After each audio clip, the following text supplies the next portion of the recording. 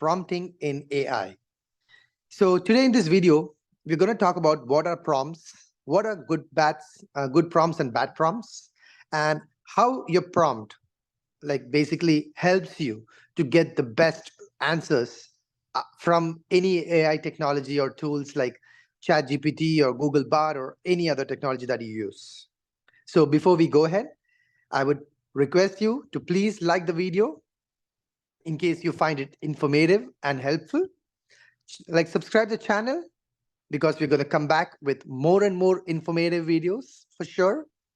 And definitely share the videos with your friends, with your family. And if you have any kids at home, do share it with them as well, because they are the next generation that we are looking forward to, who is going to be using AI to the maximum. So let's get into today's video about what is prompting. We all know what AI is, right? So in AI, prompting works just like the brain in a human body. So whatever you feed into your brain, your actions and everything is an output of the same thing. Like in AI, prompting is what exactly works the same way. So whatever you put in to the tool, it can be a message, it can be a code, it can be anything that you need. That is exactly what AI recognizes and gives you a solution or an output to that. So prompting in simple words is nothing but a set of words. They are like a set of words or instructions that you give to the tool or the technology to get a good response. So if your prompt is good, you get a good response. If your prompt is bad, you get a bad response. Now I'll just give you an example so that you understand what prompting is. All of us use Google, right? Now I use that and I generally use it to put alarms. So what if I say, hey Google, set an alarm for 6 o'clock. Now this is a prompt I gave to Google. So what would Google do? It would set an alarm for the most recent 6 o'clock that's coming up. So for example, if you're saying this to Google at 8 in the evening, it will set up an alarm for 6 o'clock in the morning. But what if you needed the alarm to be 6 o'clock in the evening tomorrow, not in the morning? Your prompt should have been very clear, very specific that, hey Google, set an alarm for tomorrow morning at 6 or tomorrow evening at 6. So based on your prompt, the AI tool or the technology, it actions upon the prompt. So your prompt has to be very specific and it has to be very detailed on what you want, because AI works only that way. So in prompting, there are two kinds of prompts. One is a good prompt, as I said, and the other is a bad prompt. So a good prompt, as I said, is when you explain very clearly what you want from the AI tool or the technology as an output. And bad prompts is basically when you don't explain it pretty well to the AI tool or the technology. So I'll just show you two examples of a good prompt, what it looks like, and a bad prompt, what that looks like. So this is an example of a bad prompt. I'll share that first. So if you see my question here that I put on ChatGPT, please write a crisp email to apply for developer role with Amazon. Now the prompt is pretty clear, right? It's not that bad. But what does AI do, or what does ChatGPT do here?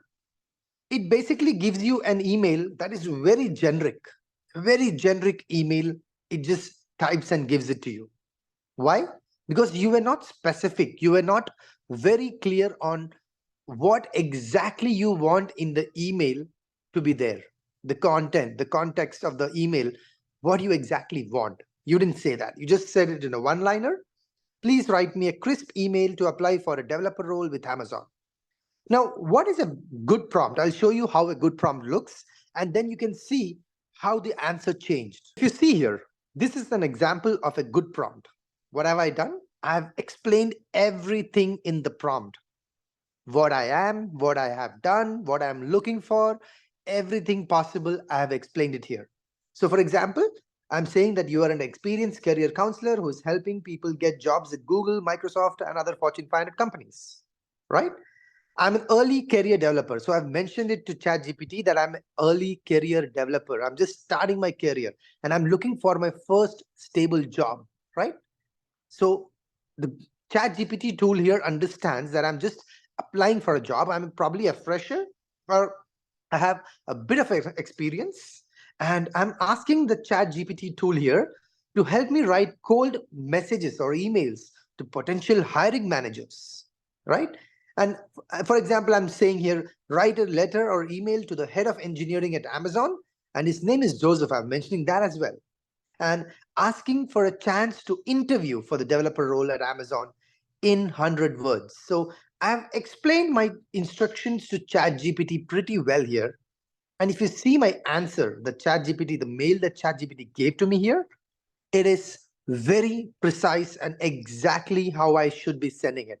So if you send an email like this, the chances of your email getting noticed or your email getting a reply or a revert from the potential hiring manager increases by multiple bounds.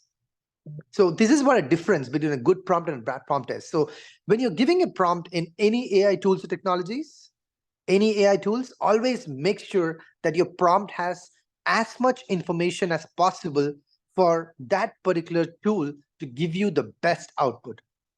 All right. As I showed, like this is the prompt that I gave ChatGPT, to which I got the beautiful reply from ChatGPT. So make your prompt as detailed as like much of information you can enter into it. Like, and make sure you do that because that gives you a very specific, a very nice, a very beautifully generated answer that you can use it for like multiple things. The first question or the most important question that arises there, if I have to enter so many things, like if I have to enter such a big prompt, why don't I like just write the email myself? Why should a prompt be so big or so elaborate? So to explain that in simple words, ChatGPT or any AI tool is like a intern in a company, but it's a pretty smart, pretty clever, and pretty like good at its work kind of intern. It knows exactly what you have said and it will work exactly on that. Now, for example, in a company, there's an intern working. The boss of the company comes up to the intern and says, "Hey, Joseph, book me a cab." And what does Joseph do? He immediately goes, calls the travel agent, and says, "Book a cab and send a cab immediately." So the cab comes to office. The intern Joseph goes back to the boss and says, "Boss, the cab is here." And the boss is like, "What? I asked you to book a cab." He's like, "Yes, I just booked it. It's here." And the boss is like, "Buddy, I asked you to book a cab for tomorrow morning at 6 a.m. And this cab also that's coming here, it's an hatchback. I'm going for a client meeting tomorrow and there are 6 of us going. So I need a bigger car." So whose mistake was it? Was it the mistake of the intern who went ahead and booked the cab? Or was it the mistake of the boss whose prompt was not good enough? So, what should have the boss done? The boss should have said, "Hey, Joseph, book a cab for tomorrow morning at 6 a.m. for 6 people traveling from this place to this place. And we are looking to spend so much time there. And this is when we expect to come back." So, if he would have given all those details to the intern Joseph, his need or his requirement would have been fulfilled exactly like how he wanted. So that is exactly why your prompt has to be detailed, has to be explained well for you to get the best answer or the best solution out of the prompt. So it's just like what you give in to the computer is what you get out. It's like garbage in, garbage out. If you feed in garbage, you get out garbage. So if your prompt is a garbage, or if it's not good, your reply to the prompt or your response that the AI tool gives you will be garbage. Or if it's good, your response will be good as well.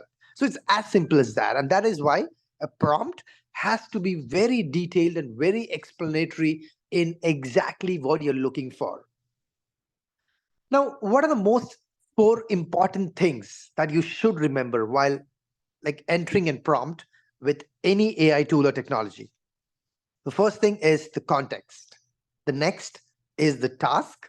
The third is instructions.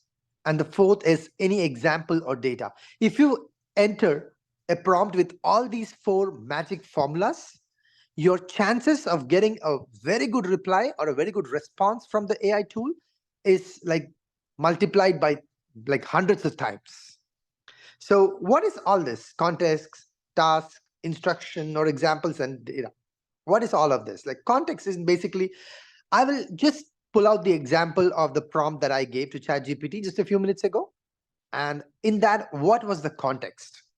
So in that particular prompt, the context, if you can see here, was that I'm looking for a first stable job. I'm an early career developer, and I have experience like helping people get jobs with a lot of Fortune 500 companies. This was the context that I'm looking for a first stable job. I'm an early career developer. I'm just starting my career. That was the context of the prompt. What is the task that I gave to ChatGPT in my prompt?